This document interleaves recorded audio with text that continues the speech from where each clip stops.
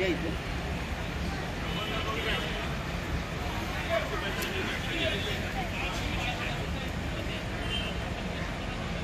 नमस्कार मित्रांनो, आजच गावावरून आलो. 2 दिवस गावी होतो, लग्नाला गेलो होतो आणि आल्या आल्या माझ्या डोंबिवलीमध्ये, मी डोंबिवलीकर आहे, गेल्या 5-6 वर्षापासून डोंबिवलीमध्ये राहतो आणि डोंबिवलीला ह्या जिमखान्यामध्ये बघा की आनंद घ्यायला आलो आहे.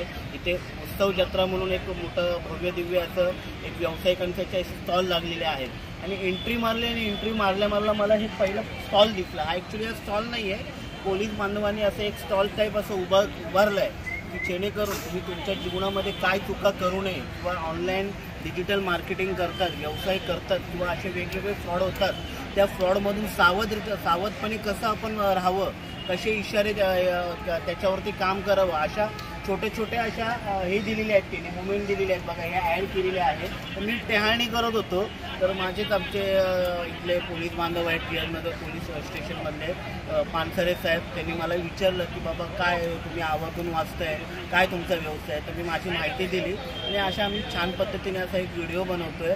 आता सर आपल्याला ह्याच्याबद्दल पण थोडक्यामध्ये माहिती देतील. ह्याच्यामध्ये तर माहिती आहे, तुम्ही व्हिडिओच्या मार्फत बघताय, मी परत एकदा दाखवेन. पण सरांना विचारूया की सर जरा तुम्ही थोडक्यामध्ये आमच्या ग्राहकांना, माझ्या मित्रमैत्रिणींना, व्यावसायिकांना काय मार्गदर्शन करू इच्छिता. नमस्कार. नक्कीच तुमचे जे निरीक्षण ऑब्झर्वेशन केलं त्यामध्ये मला तुमच्या जिज्ञासा दिसली.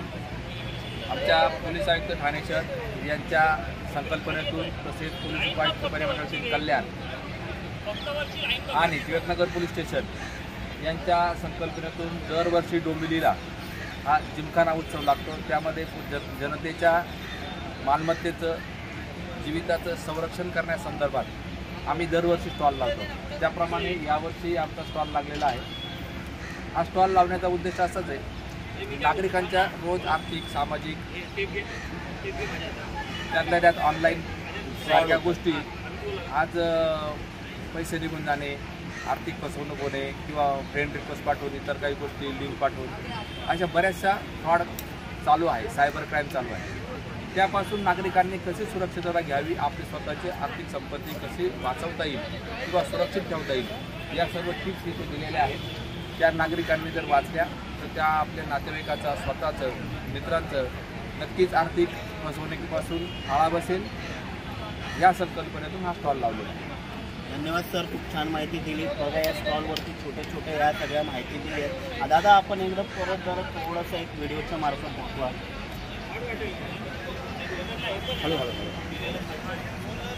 नागरिक, नवीन पिढी सध्या व्यसनाधीन होत आहे. त्या व्यसनांपासून दूर राहण्यासाठी काही टिप्स आहेत. त्याच्यानंतर महिलांच्या सुरक्षिततेसाठी आहे. इमर्जन्सी आमचे पोलिसांचे हेल्पलाईन नंबर आहे, वुमन हेल्पलाईन नंबर आहे, चाइल्ड हेल्पलाईन नंबर आहे, ज्येष्ठ नागरिकांचे हेल्पलाईन नंबर आहे. नागरिकांनी त्याचा उपयोग करून जर घेतला तर पटकन तत्काळ पोलीस मदत मिळेल.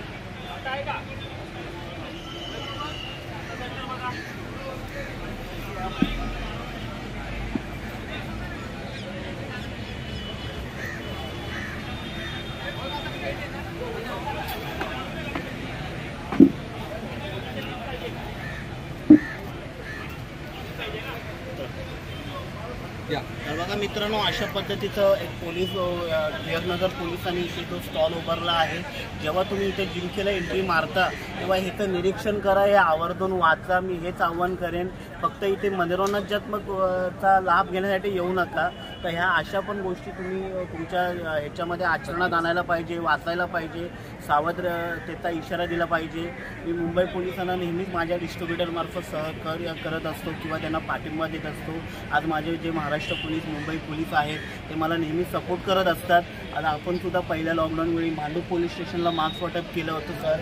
दुसऱ्या लॉकडाऊनच्या वेळी परेल भोईवाडा स्टेशनला आपण सॅनिटायझर वाटप केलं होतं.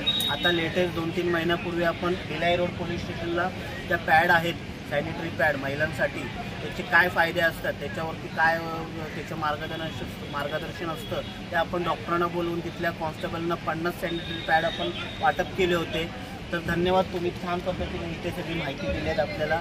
ह्या व्हिडिओच्या मार्फत मी माझ्या ग्राहकांना हेच सांगेन की ते या आणि या सगळ्या गोष्टींचा वाचा आणि ते तुम्ही त्या सावधतेचा आपल्या जीवनामध्ये वापर करा. थँक्यू.